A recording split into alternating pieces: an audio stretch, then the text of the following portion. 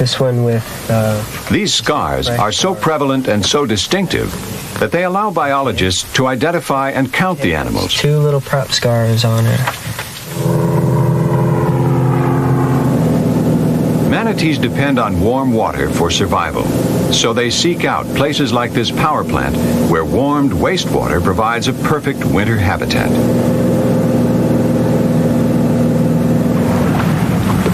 Because so many manatees migrate to just a few locations each winter in search of warm water, the state has set up manatee sanctuaries where speed limits are strictly enforced.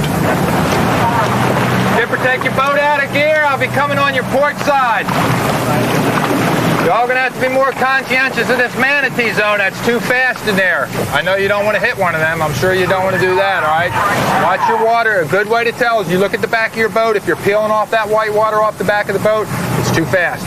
Even though these sanctuaries provide some protection for manatees, the task is getting harder.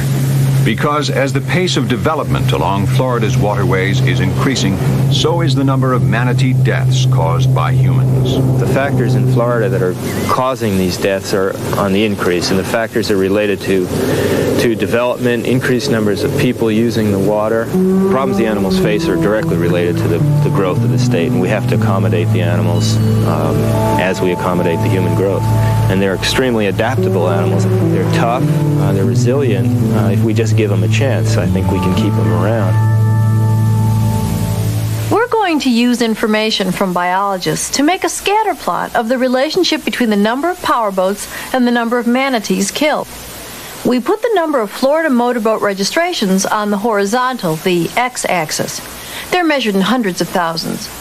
The number of manatee deaths caused by boat are on the vertical, the y-axis. This isn't an arbitrary arrangement. We're speculating that manatee deaths are a response to the number of motorboats. We call motorboat registrations, therefore, the explanatory variable, and manatee deaths the response variable. The response variable is an outcome, and it's plotted on the vertical axis. The explanatory variable is something that helps explain that outcome, and it's plotted on the horizontal axis.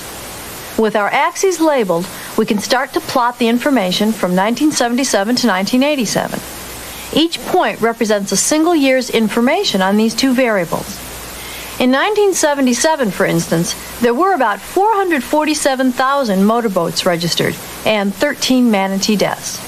In 1978, 460,000 boat registrations and 21 deaths. In 1979, 481,000 boats and 24 deaths, and so on. In statistical terms, each point, each year, is a single case. We can interpret scatter plots using the same strategy we've used for other types of graphs. First, look at the big picture. Then look for deviations from that overall pattern. Here, the scatter plot shows a clear trend. It rises to the right, meaning that as one variable, motorboats, increases, the other, manatee deaths, also increases. This pattern is called a positive association. If one variable increased as the other decreased, the pattern of dots would fall to the right, and we'd have a negative association. Be careful not to overinterpret associations. Changes in one variable don't necessarily cause changes in the other. Also, examine the shape of the relationship in a scatter plot.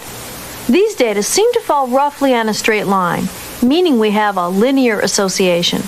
But the dots could also lie in a curved pattern, or they could have no pattern at all. Finally, look for outliers in a scatter plot, points that lie outside the basic linear pattern. You can spot one outlier in this scatter plot here. As we've seen before, outliers are important. They can indicate mistakes or unexpected data that can open up new areas of research. That's why we have to examine them individually before we go on to interpret the plot.